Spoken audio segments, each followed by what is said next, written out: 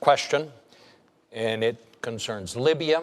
The controversy over what happened there continues. 4 Americans are dead, including an American ambassador. Questions remain. What happened? What caused it? Was it spontaneous? Was it an intelligence failure? Was it a policy failure? Was there an attempt to mislead people about what really happened? Governor Romney, you said this was an example of an American policy in the Middle East that is unraveling before our very eyes. I'd like to hear each of you give your thoughts on that. Governor Romney, you won the toss. You go first. Thank you, Bob, and thank you for agreeing to moderate this debate this evening. Thank you to Lynn University for welcoming us here. And Mr. President, it's good to be with you again. We were together at a humorous event a little earlier, and it's nice to maybe be funny this time, not on purpose. We'll see what happens. This is obviously an area of great concern to the entire world and to America in particular, which is to see a complete change in the structure and the environment in the Middle East. With the Arab Spring came a great deal of hope that there would be a change towards more moderation, an opportunity for greater participation on the part of women in public life and in economic life in the Middle East. But instead, we've seen in nation after nation a number of disturbing events. Of course, we see in Syria 30,000 civilians having been killed by the military there. We see in Libya an attack apparently by, well, I think we know now, by terrorists of some kind against our people there. 4 people dead. Our hearts and minds go to them. Mali has been taken over, the northern part of Mali, by al-Qaeda type individuals. We have in Egypt a Muslim Brotherhood president. And so what we're seeing is a pretty dramatic reversal in the kind of hopes we had for that region. And of course, the greatest threat of all is Iran, 4 years closer to a nuclear weapon.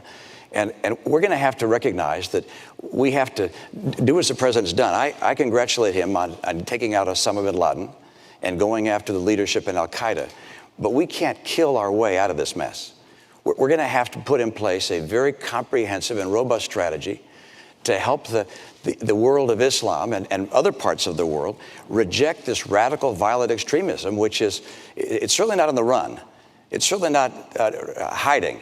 This is a group that is now involved in 10 or 12 countries, and it presents an enormous threat to our friends, to the world, to America long term, and we must have a comprehensive strategy to help reject this kind of extremism. Mr. President. Well, my first job as Commander-in-Chief, Bob, is to keep the American people safe, and that's what we've done over the last 4 years. We ended the war in Iraq, refocused our attention on those who actually killed us on 9/11. And as a consequence, al-Qaeda's core leadership has been decimated. In addition, we're now able to transition out of Afghanistan in a responsible way, making sure that Afghans take responsibility for their own security. And that allows us also to rebuild alliances and make friends around the world to combat future threats. Now, with respect to Libya, as I indicated in the last debate, when we received that phone call, I immediately made sure that, number one, we did everything we could to secure those Americans who were still in harm's way. Number two, that we would investigate exactly what happened. And number three, most importantly, that we would go after those who killed Americans and we would bring them to justice. And that's exactly what we're going to do. But I think it's important to step back and think about what happened in Libya. And keep in mind that I and Americans took leadership in organizing an international coalition that made sure that we were able to, without putting troops on the ground, at the cost of less than what we spent in 2 weeks in Iraq, liberate a country that had been under the yoke of dictatorship for 40 years, got rid of a despot who had killed Americans. And as a consequence, despite this tragedy, you had tens of thousands of Libyans after the events in Benghazi marching and saying, America is our friend. We stand with them. Now, that represents the opportunity we have to take advantage of. And Governor Romney, I'm glad that you agree that we have been successful in going after al-Qaeda.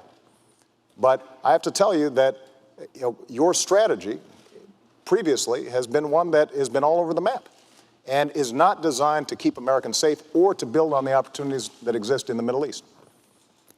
Well, my strategy is pretty straightforward, which is to go after the bad guys, to make sure we do our very best to interrupt them, to kill them, to take them out of the picture. But my strategy is broader than that. That's important, of course. But the key that we're going to have to pursue is a pathway to get the Muslim world to be able to reject extremism on its own. We don't want another Iraq. We don't want another Afghanistan. That's not the right course for us. The right course for us is to make sure that we go after the people who are leaders of these various anti-American groups and these jihadists, but also help the Muslim world. And how do we do that? The group of Arab scholars came together, organized by the UN, to look at how we can help the world reject these terrorists. And the answer they came up with was this: one, more economic development. We should key our foreign aid, our direct foreign investment, and that of our friends. We should coordinate it to make sure that we push back and give them more economic development. Number two, better education. Number three, gender equality. Number four, the rule of law. We have to help these nations create civil societies.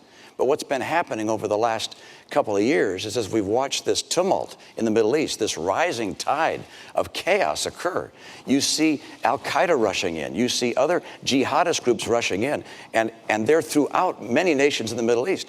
It's wonderful that Libya seems to be making some progress despite this terrible tragedy. But next door, of course, we have Egypt. Libya's 6 million population, Egypt 80 million population. We want to make sure that we're seeing progress throughout the Middle East, with Mali now having North Mali taken over by al-Qaeda, with Syria having Assad continuing to assassinate, or to kill, to murder his own people. This is a region in tumult, and of course Iran on the path to a nuclear weapon. We've got real problems in the region.